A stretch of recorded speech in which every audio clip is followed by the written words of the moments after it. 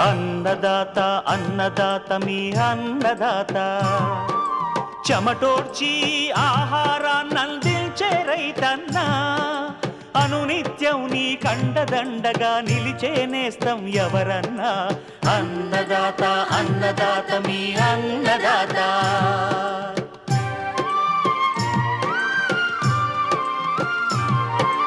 నూతన రీతుల సాగుబడికి, నూరింతలు పెరిగే దిగుబడికి సూచనలిచ్చే సస్య రక్షణకు, పశు పోషణకి శాస్త్ర విజ్ఞానం అందించి ముందుకు నడిపే తెలుగు రైతు భారతదేశానికి మకుటం అయ్యేలా తీర్చిదిద్దే ఆశయంతో మిమ్ము మేలు కొలిపేది అన్నదాత. అన్నదాత అన్నదాత మీ అన్నదాత. అన్నదాత అన్నదాత మీ అన్నదాత.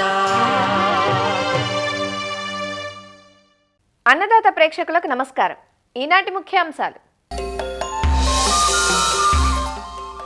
అపరాల పంటల్లో సమగ్ర కలుపు నివారణ పద్ధతులు, వేసవి బెండ సాగులో మెలకువలు, శీతాకాలంలో జీవాల్లో వచ్చే వ్యాధులు నివారణ, ఇంకా జై కిసాన్ వ్యవసాయ సమాచారం.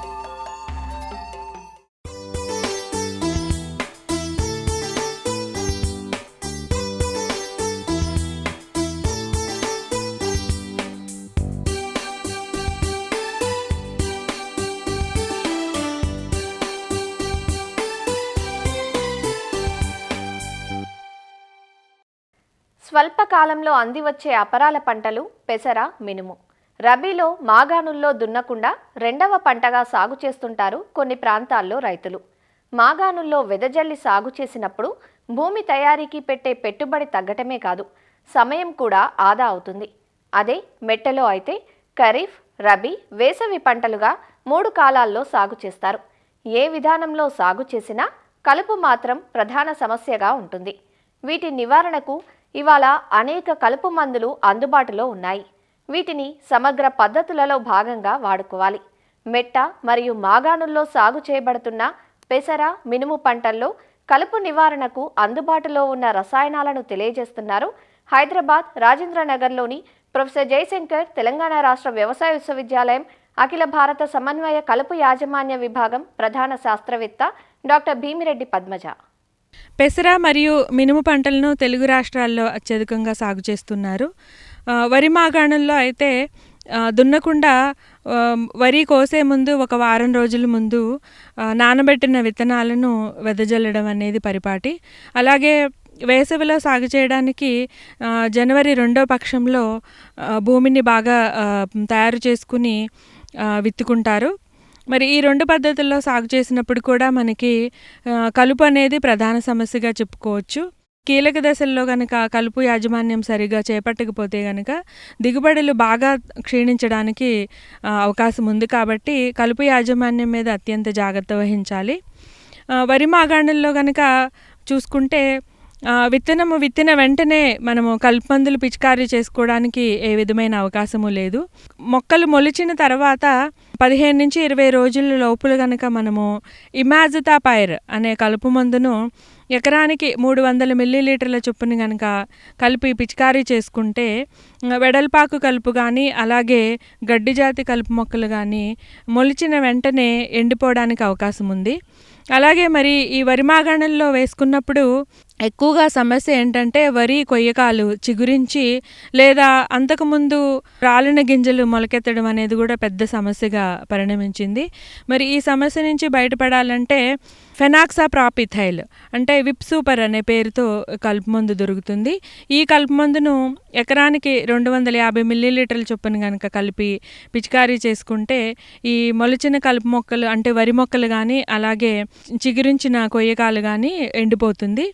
ప్రొపాక్విజాఫాప్ అనే కలుపు మందుతో ఇమాజితాపైర్ అనే కలుపు మందు మిశ్రమ కలుపు మందు షాకేడ్ అనే పేరుతో దొరుకుతూ ఉంది. ఈ కలుపు మందును ఎకరానికి 800 మిల్లీలీటర్ల చొప్పున కనుక కలిపి పిచికారీ చేసుకుంటే అన్ని రకాల కలుపు మొక్కలు అంటే వెడల్పాకు కలుపు మొక్క కానీ బంగారు తీగ కానీ అలాగే గడ్డి జాతి కానీ మొలచిన వరి కానీ అన్ని రకాల కలుపు మొక్కలు నాశనమవుతాయి. మనము వేసవి కాలంలో సాగు చేసుకునే పెసర మినుము పంటలకి అయితే మాత్రము విత్తిన వెంటనే కూడా వాడుకోవడానికి కలుపు మందులు లభ్యంగా ఉన్నాయి.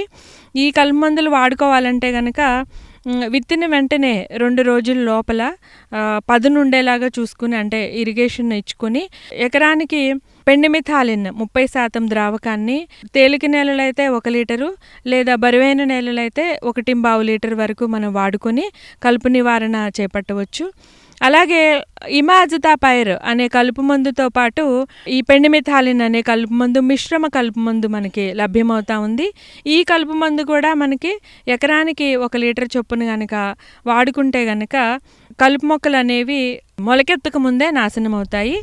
అలాగే ఒకవేళ ఈ కలుపు మందులు వాడుకోలేని పక్షంలో విత్తిన తర్వాత 10 నుంచి 15 రోజుల వరకు మొలిచిన కలుపు 2 నుంచి 4 ఆకుల దశలో ఉన్నప్పుడు ఈ ప్రొపాక్విజాపాప్ దీంతో పాటు ఇమాజితాపైర్ అనే కలుపు మందు, షాకేడ్ అనే కలుపు మందు ఎకరానికి 800 మిల్లీలీటర్ల చొప్పున వాడుకోవచ్చు. లేదా వెడల్పాకు కలుపు మొక్కలు మాత్రమే ఎక్కువగా ఉంటే కనుక ఇమాజితాపైర్ అనే కలుపు మందును ఎకరానికి 250 నుంచి 300 మిల్లీలీటర్ల చొప్పున కనుక కలుపుకొని వాడుకుంటే వెడల్పాకు కలుపు మొక్కలు, దాంతోపాటు తుంగ అలాగే గడ్డి జాతి తక్కువగా ఉన్నప్పుడు కూడా ఈ యొక్క కలుపు నివారణ అనేది జరుగుతుంది. ఒకవేళ గడ్డి జాతి మాత్రమే కనుక ఎక్కువగా ఉంటే కనుక ఫెనాక్సాఫ్రాపిథైల్ అనే కలుపు మందుని కానీ లేదా ప్రొపాక్విజాపాప్ అనే కలుపు మందుని కానీ 250 మిల్లీలీటర్ల చొప్పున వాడుకోవచ్చు. లేదా టర్గా సూపర్ అంటే క్విజాలోఫాప్ ఇథైల్ అనే కలుపు మందును ఎకరానికి 400 మిల్లీలీటర్ల చొప్పున కనుక కలుపుకుని పిచికారీ చేసుకుంటే గడ్డి జాతి కలుపు మాత్రమే నాశనం అవుతుంది. ఈ విధంగా చేసుకుంటే గనక పెసర మినుములో ఈ కలుపు అనేది సకాలంలో గనక నివారించబడి మనకి దిగుబడులు తగ్గకుండా ఉంటాయి.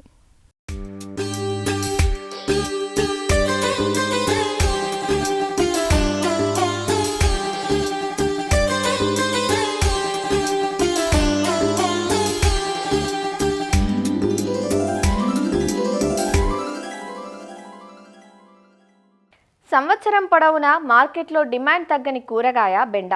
అందుకే స్థిరమైన ఆదాయాన్నిచ్చే పంటగా రైతుల ఆదరణ పొందుతోంది. కాయలపై ఉండే నూగు వల్ల కోతకూలి సమస్యలు, అలానే బెండకు బెడదగా ఉండే పల్లాకు తెగులు, కాయతొలుచు పురుగులు సాగును కొంత వెనక్కు లాగినా మార్కెట్ సానుకూలత ఉండటం బెండకు కలిసొచ్చే అంశం. బెండను ఖరీఫ్, వేసవిలో ఎక్కువగా సాగు చేస్తారు. రబీలో ఉండే చల్లటి వాతావరణం సాగుకు అనుకూలించదు. వేసవి కాలంలో బెండ పెరుగుదల బాగుంటుంది. జనవరి 2వ పక్షం నుంచి ఫిబ్రవరి, మార్చి మాసాల మధ్య వేసవి బెండను దఫదఫాలుగా విత్తి సాగు చేస్తూ ఉంటారు. రకాల ఎంపిక మొదలు సాగు ఆశాంతం శాస్త్రీయతను పాటించినట్లయితే వేసవి బెండ నుంచి ఎకరాకు 10 టన్నులకు పైగా దిగుబడిని పొందే అవకాశం ఉంది. వేసవి బెండ సాగు ఎలా చేపట్టాలో ఇప్పుడు చూద్దాం. బెండ ఉష్ణ మండలపు పంట. వేసవి పంటగా బెండను జనవరి 2వ పక్షం నుంచి మార్చి మాసం వరకు విత్తుకోవాలి. ఆలస్యంగా వేసుకుంటే పల్లాకు తెగులు ఆశిస్తుంది. బెండ సాగుకు సారవంతమైన నల్లరేగడి నేలలు, ఎర్ర నేలలు, నీరు ఇంకే తేలికపాటి నేలలు అనుకూలం. బెండ విత్తుకునేటప్పుడు నేలను 2-3 సార్లు గుల్లబారే వరకు దున్ని చదును చెయ్యాలి. బెండలో సంకర రకాలకు ధీటుగా సాధారణ రకాలు దిగుబడినిస్తున్నాయి. సూటి రకాల్లో పూసా మఖమలి, కో-1, MDU-1, పంజాబ్ పద్మిని, గుజరాత్ బెండి-1, P7, పర్భని క్రాంతి, అర్కా అనామిక, అర్కా అభయ, కాశీ లాలిమ, కాశీ సృష్టి ఎక్కువగా సాగులో ఉన్నాయి. సంకర జాతి రకాల్లో వర్ష, విజయ్, విశాల్, నాథ్ శోభ, ప్రియా, సుప్రియ రకాలు శంకురోగాన్ని బాగా తట్టుకుంటాయి. వేసవి బెండ సాగుకు సూటి రకాలకైతే ఎకరాకు 7 నుంచి 8 కిలోల విత్తనం అవసరం. అదే సంకర రకాలకైతే 2.5 కిలోల విత్తనం సరిపోతుంది. వేసవి పంటకు రసం పీల్చే పురుగుల బెడద ఎక్కువ కాబట్టి కిలో విత్తనానికి 5 మిల్లీలీటర్ల ఇమిడాక్లోప్రిడ్ FS మందును పట్టించి ఆరిన తర్వాత 4 గ్రాముల ట్రైకోడెర్మా విరిడి కలిపి విత్తన శుద్ధి చెయ్యాలి. వరుసల మధ్య 45 సెంటీమీటర్లు, మొక్కల మధ్య 15 నుంచి 20 సెంటీమీటర్ల దూరం ఉండేలా విత్తుకోవాలి. చివరి దుక్కిలో ఎకరాకు 6 నుంచి 8 టన్నుల పశువుల ఎరువు వేసి కలియదున్నాలి. దీనితో పాటు 20 కిలోల భాస్వరం, 20 కిలోల పొటాష్ ఎరువుల్ని వేసుకోవాలి. 48 కిలోల నత్రజని ఎరువుని 3 సమభాగాలుగా, ఒక భాగాన్ని ఆఖరి దుక్కిలో, మిగిలిన 2 భాగాలను విత్తిన 30-45 రోజులకు వెయ్యాలి. సంకర జాతి రకాలకు నత్రజని, భాస్వరం ఎరువుల్ని 50% పెంచి వెయ్యాలి. కలుపు నివారణకు ఎకరాకు పెండి మిథాలిన్ మందు 1.2 లీటర్లు 200 లీటర్ల నీటికి కలిపి విత్తిన వెంటనే నేలలో తేమ ఉన్నప్పుడే పిచికారీ చేయాలి. వేసవిలో ఉష్ణోగ్రతలు అధికంగా ఉంటాయి కాబట్టి సాగులో నీటి యాజమాన్యం పట్ల జాగ్రత్త వహించాలి. తేలిక నేలల్లో ప్రతి 4-5 రోజులకు ఒకసారి, బరువు నేలల్లో ప్రతి 6-7 రోజులకు ఒకసారి నీటి తడి అందించాలి. డ్రిప్ పద్ధతిలో అయితే రోజు మార్చి రోజు 2 గంటల పాటు డ్రిప్ ద్వారా నీటినందించాలి. వేసవి ఉష్ణోగ్రతలు 40 డిగ్రీలు దాటితే పూత రాలుతుంది. పూత దశలో లీటర్ నీటికి 10 గ్రాముల యూరియా కలిపి పిచికారీ చేయాలి. అది సాయంత్రం వేళల్లో మాత్రమే పిచికారీ చేయటం ఉత్తమం. దీనితో పాటు 2 గ్రాముల బోరాన్ లీటర్ నీటికి కలిపి పిచికారీ చేయాలి.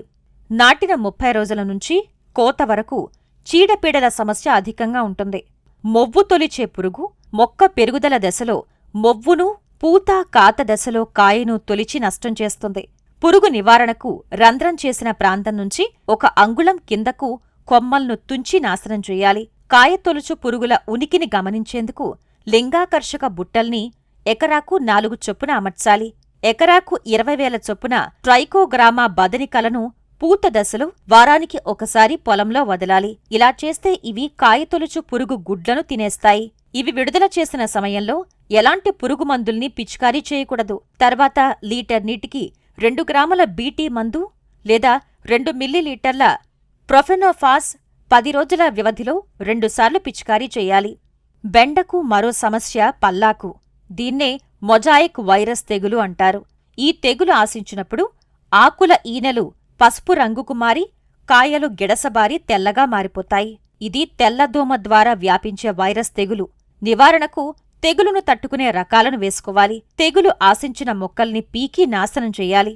ఎకరాకు 10-12 చొప్పున పసుపు రంగు రేకులు లేదా డబ్బాలకు జిగురు పూసి పెట్టినట్లయితే తెల్లదోమలు వీటికి అతుక్కుని చనిపోతాయి. తర్వాత లీటర్ నీటికి 2 మిల్లీలీటర్ల డైమిథోయేట్ లేదా 1.5 గ్రాముల ఎసిఫేట్ కలిపి పిచికారీ చేయటం ద్వారా తెగులును వ్యాప్తి చేసే తెల్లదోమలను అరికట్టవచ్చు. పురుగు మందులను పిచికారీ చేసే ముందు తయారైన కాయలు కోసి మార్కెట్కు పంపుకోవాలి.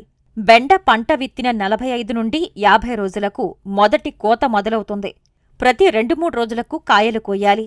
కోతలు ఆలస్యమైతే కాయలు ముదిరిపోయి మార్కెట్కు పనికిరావు. ఇలా మేలైన యాజమాన్య పద్ధతులు పాటించటం ద్వారా వేసవి బెండ నుంచి ఎకరాకు 10-12 టన్నుల అధిక దిగుబడులు పొందే అవకాశం ఉంటుంది.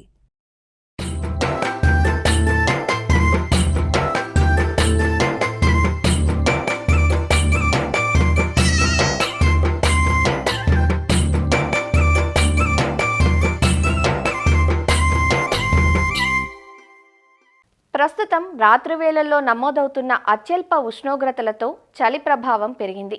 రోజురోజుకు తగ్గుతున్న ఉష్ణోగ్రతలు, తెల్లవారుతున్నా తొలగని మంచు తెరలు సకల జీవుల్ని వణికిస్తున్నాయి.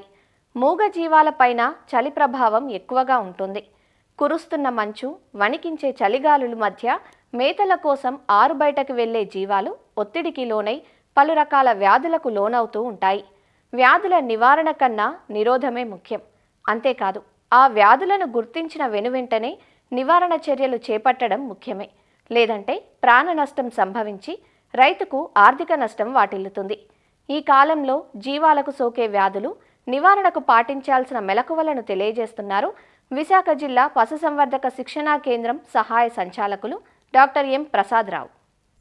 శీతాకాలంలో ఈ గొర్రెల పెంపకం కొన్ని ఇబ్బందుల్ని ఎదుర్కొంటుంది. ముఖ్యంగా చాలా వరకు ఈ గొర్రెలు అనేవి బయట మేపి పెంచే పద్ధతి ఎప్పటికీ ఆచరిస్తున్నారు. ఈ బయట మేపి అదేవిధంగా రాత్రిపూట కూడా బస అనేది ఆరు బయట చేయటం మూలంగా ఈ తీవ్రమైన శీతల గాలులకు అదేవిధంగా చలి ప్రభావానికి లోనే పలు రోగాలకు అనేవి గురవుతూ ఉంటాయి. ఎక్కువ మొత్తంలో ఒకే దగ్గర మందలో సామూహికంగా ఈ జీవాలని రాత్రి బస చేయించడం మూలంగా ఇవి కిక్కిరిసి ఉండడం మూలంగా వ్యాధులు అనేవి మరింత తొందరగా ప్రబలుతూ ఉంటాయి, ఎక్కువగా వ్యాపించే అవకాశం కూడా ఎక్కువగా ఉంటుంది. ముఖ్యంగా పీపీఆర్ పారుడు వ్యాధి, నీలినాలుక వ్యాధితో పాటు శ్వాస సంబంధమైన రుగ్మతలు కూడా ఈ కాలంలో ఎక్కువగా సోకుతూ ఉంటాయి. ముఖ్యంగా మేకల్లో అయితే కంటేజియస్ క్యాప్రన్ ప్లూరోనిమోనియా అనేది మైకోప్లాజ్మా వల్ల సోకి ఎక్కువగా మేకల్లో కూడా మరణాలు అనేవి సంభవించడానికి ఎక్కువగా ఈ శీతాకాలంలో ఉంటుంది. ఈ శీతాకాలం ప్రారంభంలోనే ఈ నట్టల నివారణ మందులు అనేవి వేయించాలి. ముఖ్యంగా ఆల్బెండజోల్, ఆక్సిక్లోజన్ అనేటువంటి మందుల్ని పశు వైద్యుల సలహాతో వేయించిన తర్వాత ఈ కాలంలో ఎక్కువగా సోకే అవకాశం ఉన్న ఈ పీపీఆర్ పారుడు రోగము, అదేవిధంగా నీలినాలుక వ్యాధి టీకాలు, అదేవిధంగా ముఖ్యంగా ఈ కాలంలో ఈ బాహ్య పరాన్న జీవుల వల్ల ఎక్కువగా సోకే అవకాశం ఉన్నది షీపాక్స్, గొర్రెల మచూచి లేదా మేకల మచూచి. ఈ వ్యాధులకు టీకాలు ముందుగానే ఇప్పించుకోవాలి. వ్యాధులు సోకిన గొర్రెలను మందలకు దూరంగా సపరేట్గా ఉంచి వాటికి సరైన చికిత్స అనేది అందించాలి. అదేవిధంగా సెప్టెంబర్, అక్టోబర్ నెలలో జత కలిసిన ఈ గొర్రెలు ఈ శీతాకాలంలో చూడుతూ ఉంటాయి కాబట్టి ఈ చూడి గొర్రెలకు కూడా సరైన దానా అందించి ఎక్కువ దూరం మేత కోసం నడవకుండా చూడాల్సిన ఆవశ్యకత ఉంటుంది. ఈ శీతాకాలంలో పుట్టిన ఈ గొర్రె పిల్లల సంరక్షణ కూడా ప్రత్యేకమైన శ్రద్ధ తీసుకోవాలి. ఎందుకంటే ఈ చలిగాలుల మూలంగా ఇవి తీవ్రమైన ఒత్తిడికి లోనై పిల్లలు శరీరం చల్లబడిపోయి వ్యాధులకు గురికయ్యే అవకాశం ఉంటుంది. కాబట్టి పుట్టిన గొర్రె పిల్లల్ని ఈ చలి గాలుల్లో కాకుండా కాస్త వెచ్చగా ఉన్న ప్రదేశంలో ఉంచాలి. అదేవిధంగా మంచి త్రాగునీరు అందివ్వటం, తల్లిపాలు సమృద్ధిగా అందేలాగా పిల్లలకు చూసినట్లయితే ఈ వ్యాధి నిరోధక శక్తి పెరిగి ఈ గొర్రె పిల్లల్లో మరణాలను మనం ఆపడానికి అవకాశం ఉంటుంది. ఈ ఆరు బయట మేపే ఈ గొర్రెలకు ఈ కాలంలో కనీసం రోజుకి 100 గ్రాముల సమీకృత దానాన్ని ఇవ్వడంతో పాటు పచ్చి మేతని ప్రత్యేకంగా అందించినట్లయితే పెరుగుదల లోపాలు అనేవి ఉండవు. అదేవిధంగా గొర్రె పిల్లల మరణాల శాతం కూడా తగ్గడానికి అవకాశం ఉంటుంది. గొర్రెల సాలల్లో ముఖ్యంగా ప్రతి 50 గొర్రెలకు 400 నుంచి 500 చదరపు అడుగుల విస్తీర్ణంలో పాక ఉండాలి.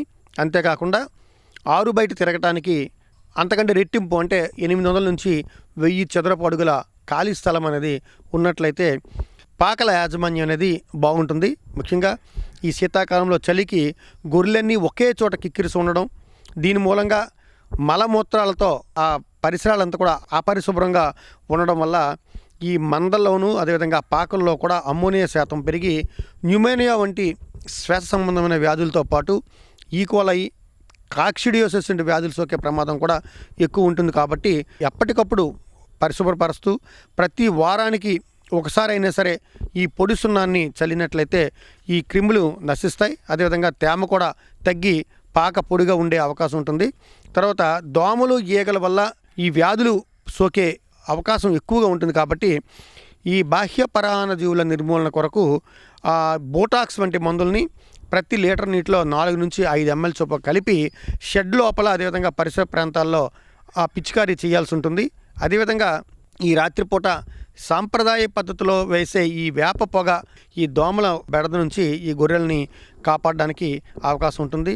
ఈ మేత కొరకు కొంత పశుగ్రాసాన్ని పెంచినట్లయితే అంటే పచ్చి మేతను పెంచినట్లయితే బాగుంటుంది. ఈ ముఖ్యంగా మొక్కజొన్న, పిల్లి పెసర, అలసంద పశుగ్రాసాలు ఇచ్చినట్లయితే ఈ గొర్రెల పెంపకం అనేది లాభదాయకంగా ఉండే అవకాశం ఉంటుంది. కొంతమేర ఈ మాగుడు గడ్డి సైలేజ్ని కూడా తయారు చేసుకోవాలి. ప్రతిరోజు 200 నుంచి 300 గ్రాముల సమీకృత దానాతో పాటు 4 నుంచి 5 కిలోల పచ్చి మేతని ప్రతి గొర్రెకి అందించేలాగా జాగ్రత్తలు తీసుకున్నట్లయితే ఈ షెడ్లలో ఉంచి పెంచే వాళ్ళకి కూడా సరైన లాభాలు వచ్చే అవకాశం ఉంటుంది. వేగువ జారిన మేతకి వెళ్ళినట్లయితే పసర మీద ఉన్న ఈ మంచుతో పాటు ఉన్న గడ్డిని మేయటం మూలంగా అంతరపరాన్న జీవుల సమస్య కూడా ఎక్కువయ్యే అవకాశం ఉంటుంది. కాబట్టి కాస్త వెచ్చదనం వచ్చిన తర్వాత ఈ గొర్రెల్ని మేతకు తీసుకెళ్ళాలి. ఈ శీతాకాలంలో వాతావరణంలో వేడి ఎక్కువగా ఉండకపోవడం వల్ల గొర్రెలు పెరగడానికి అదేవిధంగా గొర్రె పిల్లలకు కూడా మంచి పెరుగుదల రావడానికి అనుకూలంగా ఉంటుంది.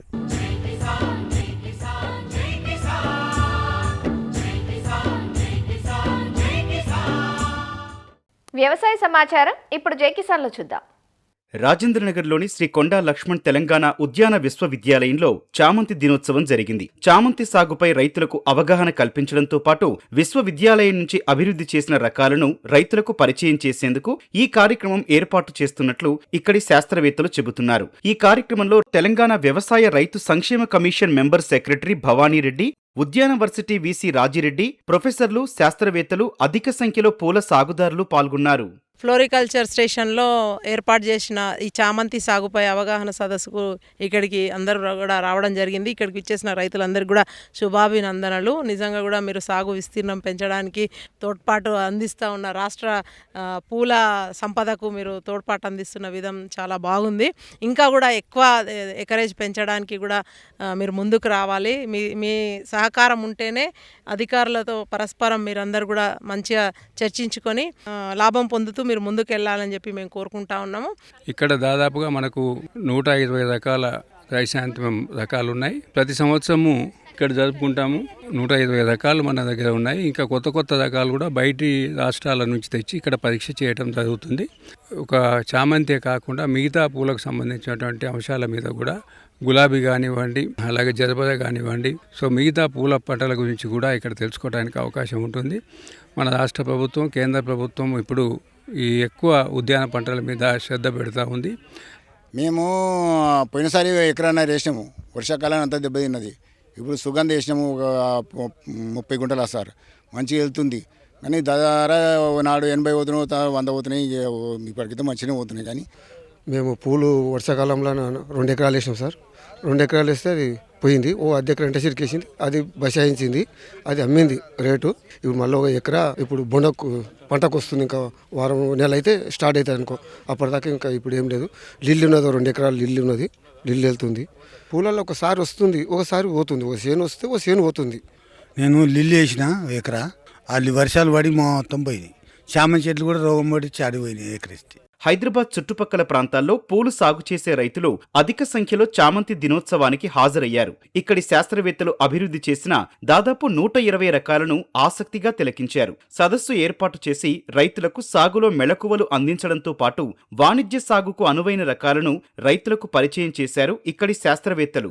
చామంతి సాగుపై అవగాహన సదస్సు మరియు క్షేత్ర సందర్శన కార్యక్రమంలో భాగంగా మా యూనివర్సిటీ ఉపకులపతి డాక్టర్ రాజిరెడ్డి సార్ మరియు ముఖ్య అతిథిగా డాక్టర్ శ్రీమతి భవానీ రెడ్డి మేడము, తను తెలంగాణ వ్యవసాయ రైతు సంక్షేమ కమిషన్ నుంచి మెంబర్ సెక్రటరీగా ముఖ్య అతిథిగా హాజరవ్వడం జరిగింది. అదేవిధంగా రైతు సోదరులందరూ కూడా మన తెలంగాణ ప్రాంతంలో ముఖ్యంగా ఇక్కడ ఫల్గుట్ట, కందవాడ, చేవెళ్ళ, మొయినాబాద్, రంగారెడ్డి, శంషాబాద్ ఇలాంటి జిల్లాల నుంచి కూడా 80 మంది దాకా ఇక్కడ హాజరవ్వడం జరిగింది.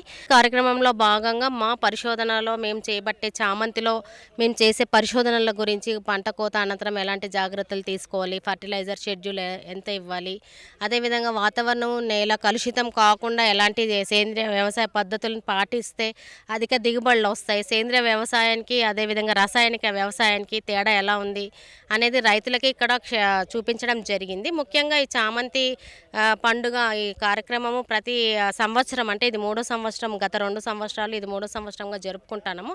ఈ కార్యక్రమంలో పరస్పర రైతుల యొక్క అనుభవాలని, మా యొక్క టెక్నాలజీని ఇంటరాక్షన్ రూపంలో డిస్కషన్స్ చేసి వాళ్ళ యొక్క సలహాలు, సూచనలు, సందేహాలకి జవాబులు దొరకడం అనేది ఇది ఒక వేదికగా పెట్టడమే మా యొక్క ముఖ్య ఉద్దేశము.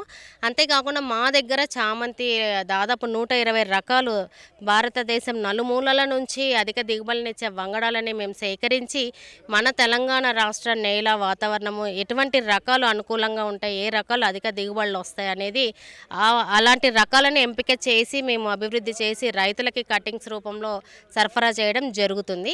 పూల సాగులో పరిశోధనలు విస్తరిస్తున్నప్పటికీ మార్కెటింగ్ పరంగా ఇబ్బందులు ఎదుర్కోవాల్సి వస్తోందంటూ రైతులు చెబుతున్నారు. సాగుకు తగ్గట్లుగా సరైన మార్కెట్ వసతులు కల్పిస్తే మరింత లాభం చేకూరుతుందంటూ అభిప్రాయపడుతున్నారు. మరిన్ని విభిన్న అంశాలతో రేపటి అన్నదాతలో మళ్ళీ కలుసుకుందాం. నమస్కారం. అన్నదాతలు తమ సందేహాలు, సమస్యలను 1800-425-4085 టోల్ ఫ్రీ నెంబర్లో ఉదయం 10 గంటల నుంచి 11 గంటల మధ్య పని దినాలలో సంప్రదించగలరు. ఈ కార్యక్రమాన్ని యూట్యూబ్లో www.youtube.com/annadaata ETV లింక్ ద్వారా వీక్షించవచ్చు.